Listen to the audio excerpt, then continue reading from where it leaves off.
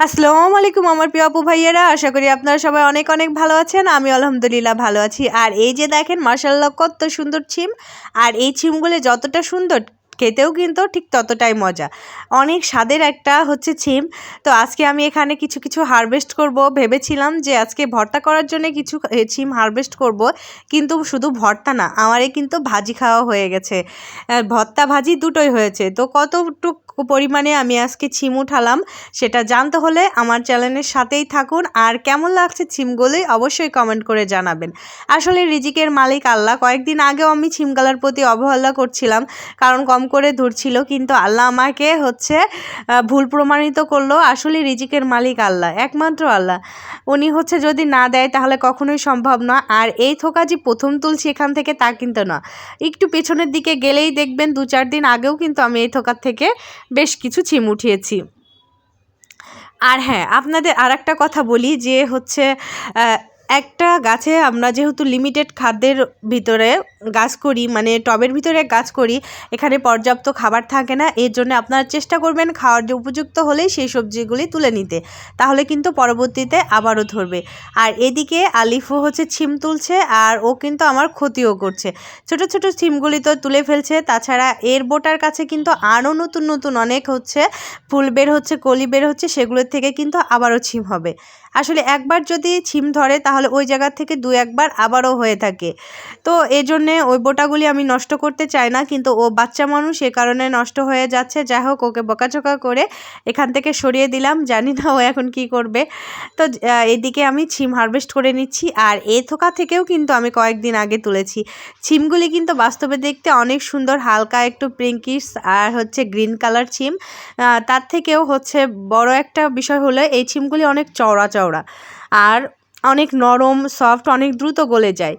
তো হচ্ছে ভেবেছিলাম যে আজকে আমার হাজব্যান্ড বলেছিল আজকে ভর্তা ভাজি খাবে, এর জন্য মূলত আমি ভাবলাম যে একটু ছিম ভর্তাও করব। কিন্তু হচ্ছে ছিম হারভেস্ট করে দেখি না ভর্তা না, ভাজিও হয়ে যাচ্ছে তার সাথে। আর এই ছিমগুলি আমার হচ্ছে অবহেলায় কিন্তু এমন হয়েছে। একই গাছের ছিম, তারপরেও দেখেন এগুলি কি অবস্থা, দেখে খেতেই ইচ্ছা করে না। তারপরেও কিছুটা মানে সবগুলি তুলে নিলাম বেছে বেছে যদি কিছু খাওয়া যায় এই ভেবে। তো কাটার সময় কিছু ফেলে দিয়েছি, আর যেগুলি একটু ভালো লেগেছে সেগুলো নিয়েছি। কারণ যদি হচ্ছে মানে অরুচি নিয়ে নেই তাহলে হয়তো বা খেতে ইচ্ছা করবে না। এর জন্যে যেগুলি মন চেয়েছে সেগুলি নিয়েছি, আর বাকিগুলি কিন্তু ফেলে দিয়েছি। তো মাশাল্লাহ হচ্ছে এই ছিমগুলি কত সুন্দর, মোটা মোটা চওড়া চওড়া। আর এদিকে আমার পুরান গাছেও কিছু পুরান না ঠিক, এই গাছেও কিছু ছিম আছে সবুজ রঙের, খুব একটা বেশি নেই, তারপর যা আছে তুলে নেব। তবে ইনশাল্লাহ ভবিষ্যতে আমি কিন্তু আরও হচ্ছে ছিম আমি পাবো, আরও একদম মাচা ভরা ছিম হবে। কারণ পাখির অত্যাচার আমার অনেকটাই কমে গেছে। যেদিকে হচ্ছে চিকিমিকিগুলি আমি দেই নাই সেদিকে একটু আজকে দেখলাম পাখি বসেছে, মানে ফুল চিরা পড়া আছে নিচে। আর যেদিকে চিকিমিকিগুলি আছে সেদিকে মাশাআল্লাহ এখনও হচ্ছে মানে পাখি বসেনি। তো পুরোটাই কিন্তু ফুলে ভরে গেছে ছোট ছোট। ইনশাল্লাহ আমি আবার কিন্তু অনেক ভালো ফলন পাবো। আর আপনাদের যাদের হচ্ছে পাখিতে প্রচুর পরিমাণে ছাদে বিরক্ত করছে তারা কিন্তু মানে ফ্লাস্ক করে, যেমন হচ্ছে চিকিমিকি যে বার্থডে পার্টিতে আমরা ব্যবহার করি, ব্যাকগ্রাউন্ডের কিংবা ডেকোরেশনের কাজে যেগুলি ব্যবহার করি, চিকিমিকি কাগজগুলি এগুলি লাগাতে পারেন। কিংবা সিডি প্লেটে যেই সিডি রাউন্ড একটা সিডি থাকে ওইটা লাগাতে পারেন। কিংবা হচ্ছে যে টেপ রেকর্ডারের ফিতাটা আছে সেটাও লাগাতে পারেন। এগুলি হচ্ছে লাইট ছড়ায় রোদ্রে আলোতে, তো তখন আর পাখি গাছে বসে না, এ আর কি। তো আমি কিন্তু হচ্ছে এভাবে ব্যবহার করার পরে ভালোই ফলাফল পেয়েছি। আর এই যে সবুজ রঙের ফুলগুলি ছিমগুলিও কিন্তু ছিঁড়ে ফেললাম। এটাও কিন্তু হচ্ছে বোটার থেকে আবার হয়, একই বোটার থেকে কয়েকবার হয়।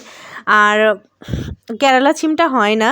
তো আজকে কেরালা ছিম নেই, শুধু এই 2 ধরনেরই ছিম হারভেস্ট করব। আর কেরালা ছিমে কিন্তু প্রচুর ফুল এসেছে, ওইটা না হলে অন্য একদিন শেয়ার করব। তো দেখেন আমি হাত মুঠ ভরেই কিন্তু ছিম উঠাইছি। আসলে নিচের গাছের সবজি খেতে না খুব ভালো লাগে। আর আমি ঠিক রান্নার আগ মুহূর্তে চলে এসেছি এখান থেকে কিছু সবজি নিব বলে। তো দেখেন মাশাল্লাহ কতগুলা ছিম হয়ে গেছে, আর খুব অল্প পরিমাণেই আছে উঠাতে। তো এখানে কিছু কিছু হচ্ছে কাজ করব, যেমন টুকটাক থাকেই, তাড়াহুড়ার ভিতরে আছি, তারপরও দেখা যায় বাদ যায় না। তো এই জায়গাতে দুইটা একত্রে এক থোকায় চিচিঙ্গা হওয়ার কারণে মানে বড় হচ্ছে না ঠিক মতো, তাই ভাবলাম একটা ছিঁড়ে ফেলি। তো এটাই আর কি। আর তারপরে যেটা আছে সেটা কিন্তু বড় হয়ে গেছে। আর এদিকে মাশাআল্লাহ অনেক ফুল এসেছে সব জায়গাতেই, আলহামদুলিল্লাহ যে এত সুন্দর ফুল দিয়েছে। তো লাউটা এদিকে কালকে তো দেখিয়েছিলাম, এটা পরাগায়ন ছাড়াই মানে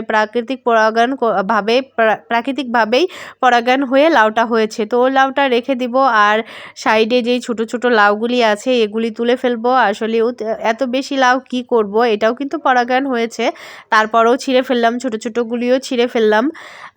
বেশি রেখে কী লাভ, কালকে দেখি সময় পেলে আরও সবগুলি ছিঁড়ে ফেলবো।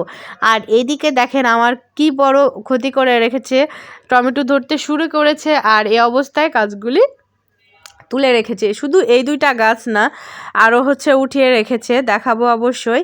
আর এইদিকে দেখেন চেরি টমেটো সুন্দর হয়ে ধরতে শুরু করেছে। আসলে আমার পিছনে সবসময়ই এরকম ক্ষতি করতেই থাকে। এই যে এই গাছটা মশারি দিয়ে ঢেকে রেখেছি, তারপরেও কিন্তু তুলে ফেলেছে। দুইটা বিনসের গাছ আছে, এখান থেকে একটা তুলে ফেলেছে। আর এই যে বিনস ধরতেও শুরু করেছে। এই দুইটা গাছ কিন্তু একসাথে ফুল আসছে, একসাথে ফল ধরতে শুরু করেছে। জানি না হবে কি না, তবে সবসময় কেন যে আমার সাথে এমন করে আর বুঝি না, কোনো কথা বলাই যায় না। 2 দিন আগে যে এই বিল্লিতে পায়খানা করে রাখে টবে টবে, এটা বলেছিলাম, তারপরেই কিন্তু এরকম আমার ক্ষতি। আসলে কোনো কথাই বলতে পারি না, শুধু ছাদ বিষয়ে না, অন্য কোনো কথাই মানে বলাই যায় না। কিছু হলেই আমার দুর্বল জায়গায় এসে আঘাত করে। তো কি করব, আর এভাবেই করে আমাকে চলতে হবে। জানি না কতদিন এভাবেই করব। ভেবেছিলাম ইউটিউবে কাজ করে আমার ছাদ বাগানটা আমি সুন্দর করে সাজাবো, কিন্তু জানি না কত সময় লাগবে। তো ওই যে ওই ছোট্ট বিনসের চারাটা দেখলেন, ওটাও কিন্তু তুলে ফেলেছে। আর এখানে লাউয়ের যেই ছোট গাছে লাউয়ের যেই কড়াটা এসেছিল সেটা দেখছি আসলে কতটুক বড় হয়েছে। মনে হয় সাইজটা অতটা বড় হবে না, তবে তারপরও যে এত ছোট গাছে এসেছে লাউ, এটাই কিন্তু অনেক আর কি। তো এই যে আমার ছিম হারভেস্ট করা এবার শেষ হয়ে গেছে। আর এবছর প্রথম আমি পাকা টমেটো হারভেস্ট করলাম। এটা অনেকটা পিঙ্ক কালার টাইপের, ঠিক লাল না, পিঙ্কিশ একটা ভাব আছে। তবে এটা কি টমেটো বলতে পারবো না, হয়তো বা নির্জনা আপু যদি ভিডিওটা দেখতো তাহলে অবশ্য কমেন্ট করে বলতে পারতো। তবে উনি বলেছিল এটা বড় জাতের টমেটো, তবে অতিরিক্ত বড় তো হয় নাই, অনেক ছোট ছোট হয়েছে, হয়তো বা গাছে খাবারের অভাবে। তো জানি না এটা কি জাতের, তবে মেয়ে বলছিল এটা নাকি মিষ্টি খেতে, যদিও পুরোপুরি পাকেনি, তবে দেখতে কিন্তু বেশ ভালো।